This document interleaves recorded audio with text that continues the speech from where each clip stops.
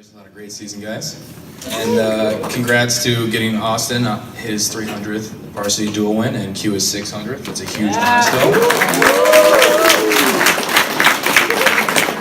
This season definitely flew by, and I don't know if it was just because it's my senior season, it just kind of goes by faster in high school, but it was definitely very fun.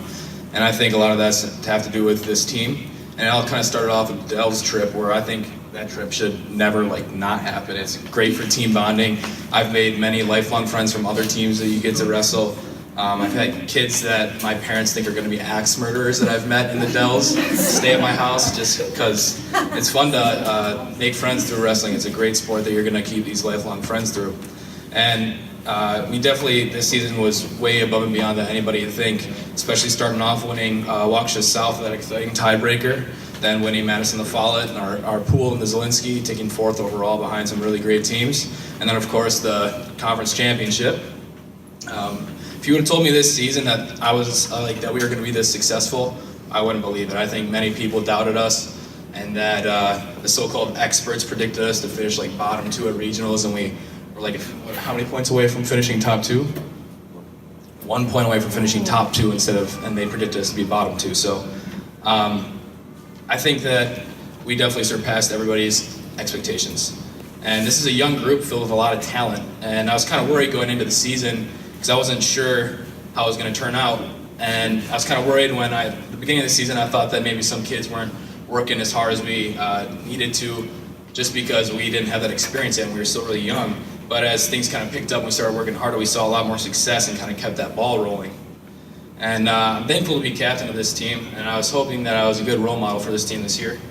But I kind of want to just give over a little bit of background, I guess.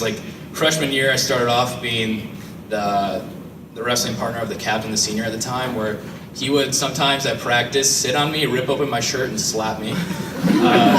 So it was not fun, and I almost didn't come out sophomore year because I just kind of didn't like wrestling. It wasn't fun being getting beat up on by an older kid. I didn't realize it was making me a lot better at the time, but if you stick with it and you keep working at it, I think you're going to see a lot of success out of it. I've had, there's some experiences, good stories. One that I definitely will not forget was against New Berlin when we had to keep the winning record in conference for 30-some years in a row. And I was this little freshman kid, and coaches told me that they needed me to step up, and I needed to win in order to save the record or whatever, and my eyes were probably this big. I went out there, and I will never forget the moment that I ended up pinning the kid, and everything was just crazy. At that moment, it feels so good inside. And I will not be able to tell you how many times it just kind of happens to come out to me in the last match, and I pull off something crazy like that. It's weird. Sophomore year, kind of had an average season. The Hilton Head trip was fun. And then sophomore year, we also had Nathan Hensley, who took 3rd in state, and kind of looking up to him and how hard he was working in practice and the success that he had made me want to work a lot harder, and inspired me to work harder. And sophomore year, also went through one of the biggest life-changing experiences of my life, is when our friend and teammate Colton passed away. I will never forget that moment when we were waiting to go to Pius for our dual meet, and we were waiting for the coaches to come around to leave with the buses, and it was 20 minutes after we were supposed to leave, and we're like, where is everybody? And the coaches walked in with administration, and they told us what had happened. And I just sat there. I was so confused. I don't even know how to explain it, but I decided that everything I'd do from then on, it was going to be for him. And so junior year, that didn't work out very well. I got my ass handed to me.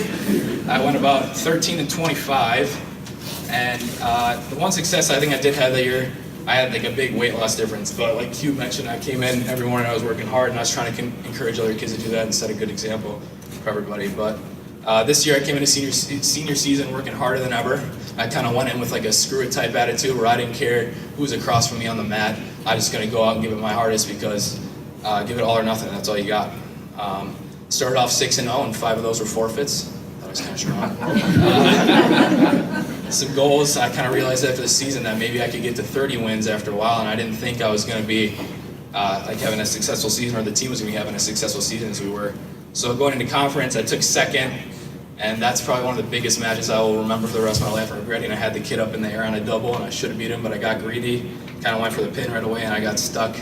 I will never forget that. But then coming to regionals, kid pinned me earlier in the year in the regional like for the regional championship match that I wrestled him in. He pinned me earlier in the year, and he got the number 1 seed ahead of me. But winning regionals definitely not, or something that I will ever forget. And then qualifying for state, I got pinned in the sectional championship match, but that's all right. I remember watching the Pewaukee kid. I needed him to win. I was sitting behind their bench, and Austin and a few of the other coaches are like behind the bench, like kind of wrestling for the kid out there. And I remember clapping when the kid got a takedown, and Coach Kurth, the Pewaukee coach that nobody really likes, he turned around and kind of looked at me and he said, "What are you clapping for?" Just kind of smirked on his face because he knew that I needed him to win. But at that moment, Austin picked me up like I was about 50 pounds and just kind of held me in there. That hug, it literally just started crying like immediately.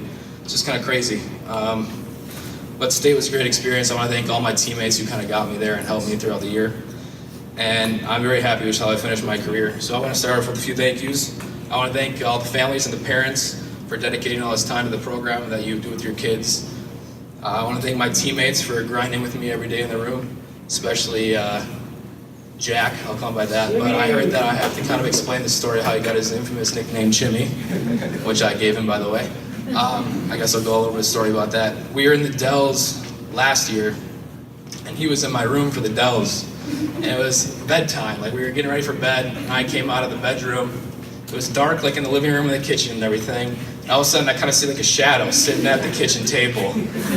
And he's bent over the table, just like munching on something. And all of a sudden, he just looks up at me like this. And I was like, "What are you eating?" He's like, "Chimichangas."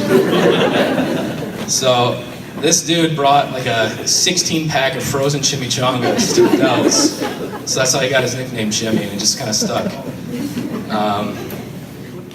Anyways, I just kind of want to, like a lesson I want to take away is that if you guys keep working hard, you don't necessarily have to go to Ashburn or Ringers to be successful. Just keep working hard and keep working at it. I didn't go to it, but now looking back on it, I wish that I did. If you keep putting in all this work, you're gonna get out of it what you put in.